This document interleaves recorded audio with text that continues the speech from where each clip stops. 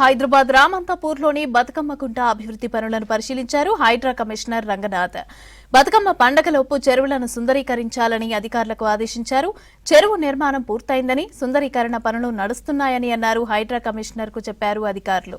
చెరువు మధ్యలో బతుకమ్మ ప్రతిబింబించే నిర్మాణం ఏర్పాటు చేయాలని సూచించారు. చెరువు చుట్టూ అందమైన మొక్కలు, ఆహ్లాదకరమైనటువంటి వాతావరణం కల్పించాలని చెప్పారు.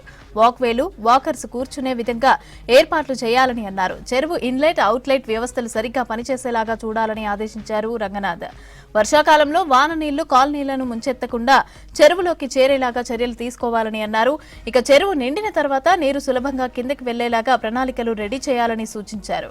బతుకమ్మ కుంటను వరద నివారణ, భూగర్భ జలాల పెంపు, పర్యావరణ పరిరక్షణలో నమూనాగా తీర్చిదిద్దాలని సూచించారు హైడ్రా కమిషనర్.